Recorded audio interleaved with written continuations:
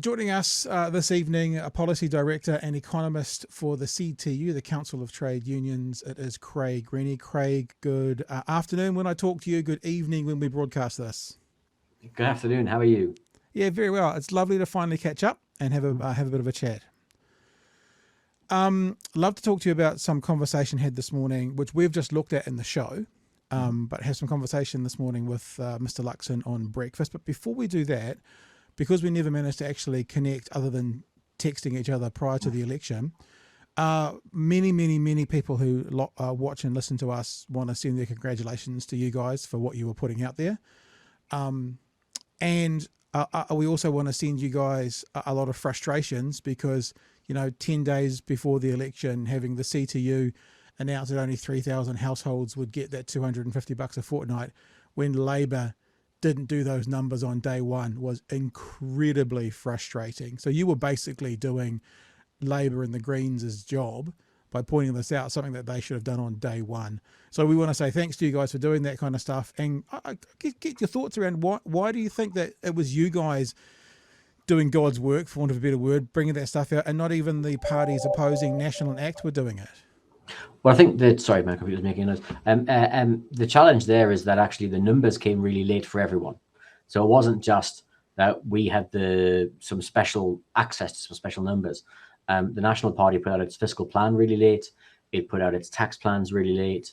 And as a consequence, there wasn't actually anything for anyone to work with in the real world in a really short sense. So there was a real challenge there in being able to access those numbers. And then two, I have the luxury, being the economist for the CTU, of time.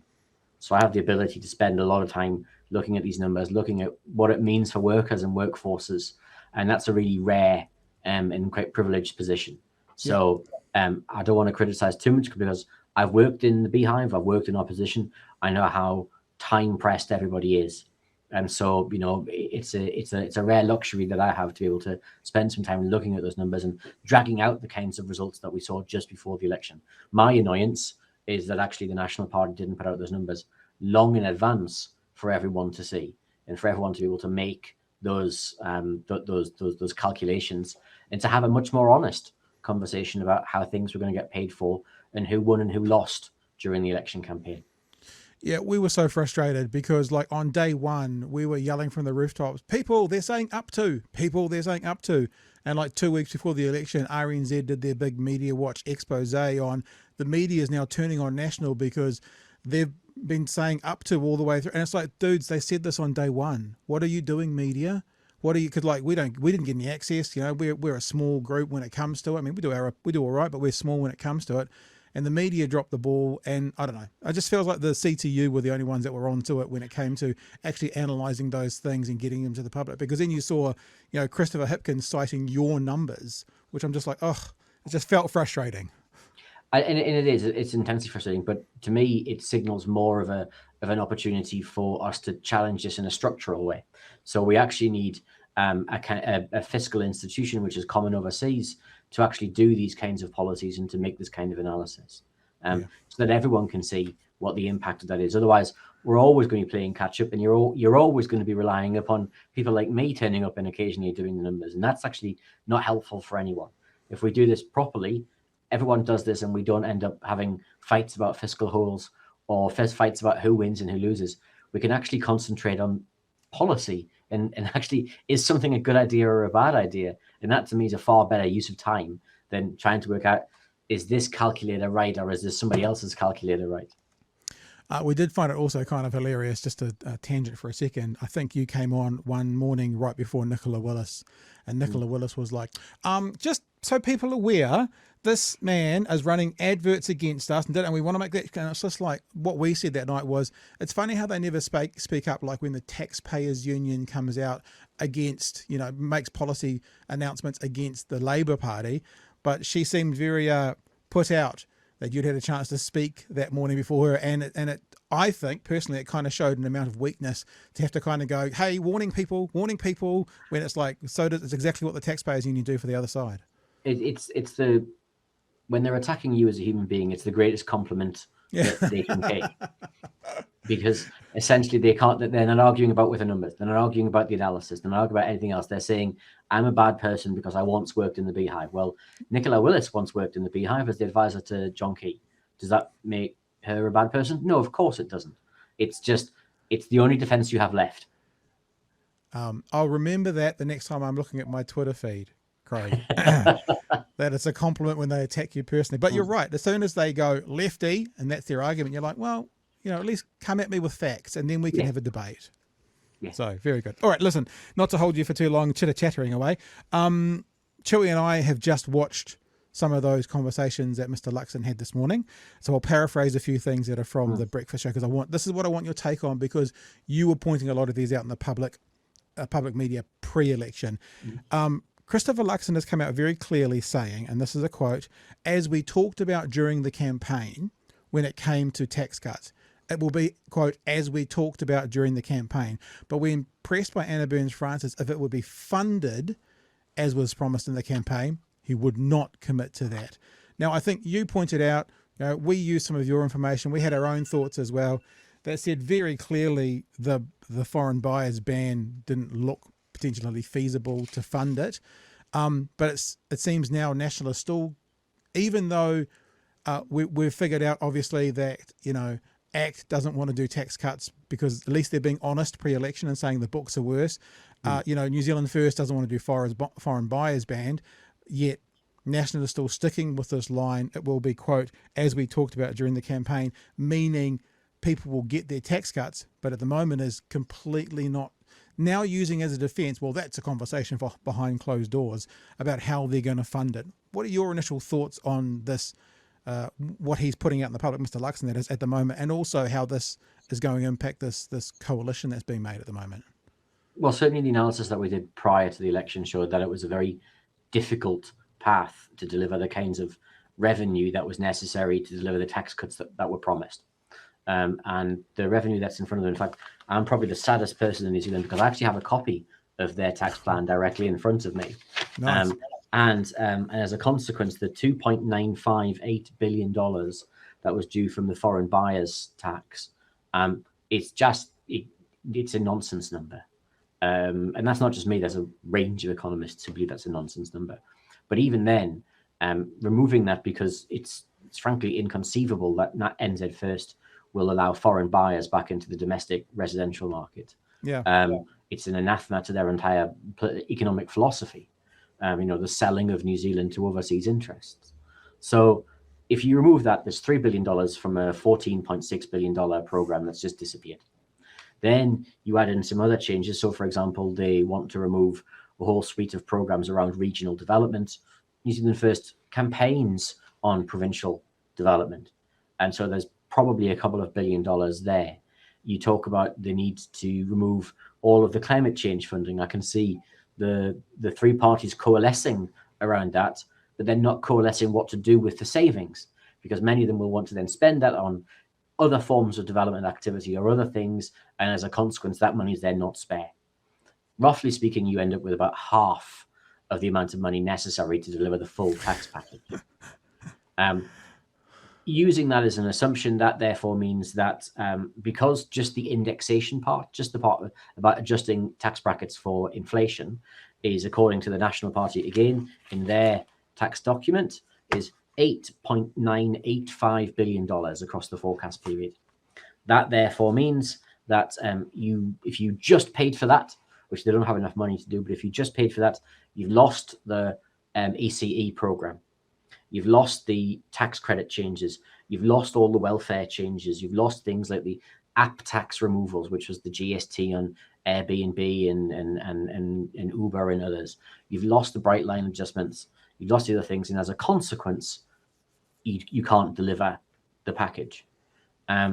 So it's a really hard road to row. You may well end up seeing taxes delivered, but delivered later. So it doesn't cost the money up front. You may well see them trying to scramble alternative ways of financing that. And I have no insight as to what the negotiations are, but there are a range of other taxes, be they windfall taxes, be they other forms of taxes that could be put on the table.